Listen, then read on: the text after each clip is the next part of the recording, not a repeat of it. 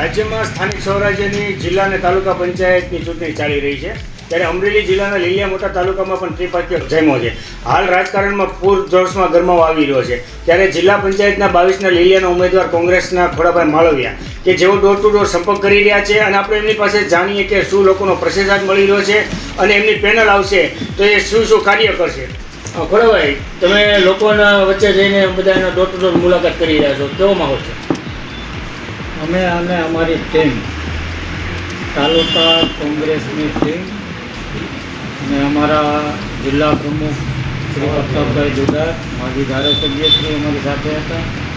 ગઈકાલનો અમે જે પ્રસાર કર્યો 12 ગામ તાલુકાના અને પ્રોપર લીલી, તો દરેક ગામડે એક ઉત્સાહ છે અને એક માહોલ છે કે ભાઈ આ વખતે પરિવર્તન એ જ કલ્યાણ. લોકોના મનમાં એવું જ છે કે ભાઈ આ વખતે પરિવર્તન કરવું જરૂરી છે. શા માટે?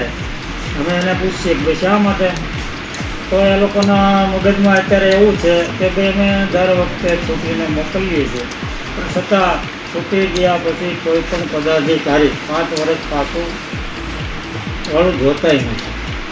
આવો એક લોકોના મગજમાં બેસી ગયું છે. કે એનું કારણ છે કે ભાઈ સ્થાનિક સ્વરાજ્યની ચૂંટણી છે.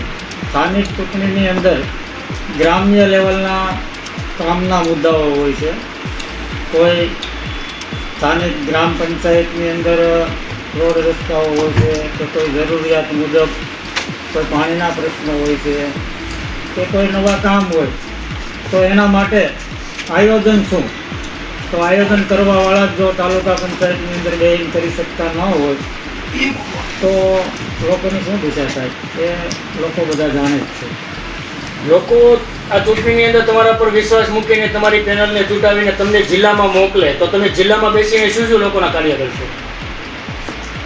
લોકો અમને ભરોસો છે 100% કે અમારી લીમની જિલ્લા પંચાયત તેમજ તાલુકા પંચાયત પણ અમારા કોંગ્રેસની બનવાની છે. અને લોકોએ અગાઉ ગત ટર્મની અંદર 2.5 વર્ષ અમારા તાલુકા પ્રમુખ, તાલુકાના ઉપપ્રમુખ, કારોબારીના ચેરમેન, એક સિદ્ધિમાં બનેલી અમારી બોડી અને 2.5 વર્ષ જે આ તાલુકામાં જે અમારી બોડીએ કામગીરી કરી છે ને એનાથી લોકો વાકેફ છે. એટલે એને ખબર છે કે ભાઈ આ લોકો જમીન લેવલના આગેવાનો છે, જમીન લેવલના કાર્યકરો છે. એટલે નાનામાં નાના માણસોના પ્રશ્નો સમજી શકે એવી અમારી ટીમ છે. અને અમે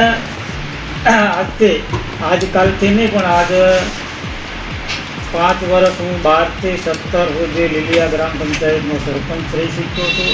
ગામની અંદર જે કાંઈ કામગીરી કરવાની થતી હતી એ અમે કરી છે અને કરી બતાવી પણ હતી 5 વર્ષ. એટલે એ પણ લોકોને એમ છે કે ભાઈ નહીં, આ લોકો અમારા નાના માણસોના પ્રશ્નો સાંભળે છે, એટલા માટે લોકો અમને જંગી બહુમતીથી જીતાડશે એવી અમને આશા છે. તમે કીધું કે હું પૂર્વ સરપંચ રહી ચૂક્યો છું, 5 વર્ષ સરપંચ પદે રહી અને લોકોના મેં એવા કાર્ય કર્યા છે જે કામ બોલે છે, પણ હાલ અત્યારે જે તમે ગામની મુલાકાત લઈ રહ્યા છો ને લોકો પાસેથી એવા કયા કામો અંગે તમારી ઉપર આશા મૂકવામાં આવે છે? સ્થાનિક ગ્રામ્ય લેવલે જે લોકોના પ્રશ્નો છે ને એ પ્રશ્નો ક્યાંના હોય છે કે તાલુકા પંચાયત, મામલતદાર ઓફિસના, GABના હોય છે, કોઈ સિવિલ હોસ્પિટલના પ્રશ્નો હોય છે કે એ પ્રશ્નોની અંદર જે એને જરૂરિયાત મુજબના કામો છે એ કામો નથી થતા. પણ અમે 100% વિશ્વાસ આપીએ છીએ કે 24 કલાક હું લીલિયામાં રહું છું. સ્થાનિક અમારી અહીંયા પ્રતાપભાઈ દુધાતનું કાર્યાલય પણ ચાલુ છે. એટલે અમે દિવસે સવારે 10 થી સાંજના 6 વાગ્યા સુધી અમારી ઓફિસે અમે બેસીએ જ છીએ. અને કોઈ પણ અરજદાર આવશે એના કામ અમે જાતે જઈને કરાવશું. બીજું કે જિલ્લા પંચાયતના એક ઉમેદવાર તરીકે મારી એ ફરજ બને છે કે ભાઈ મારી નીચે આવતા 12 ગામ, એ 12 ગામની અંદર જે કાંઈ ગામમાં જરૂરિયાત હશે, જે લોકોના વિસ્તારમાં જે કામની જરૂરિયાત હશે એવા કામ જિલ્લામાંથી લાવી ગ્રાન્ટ લાવી અને કરાવવાની મારી ફરજ છે અને હું કરાવીશ.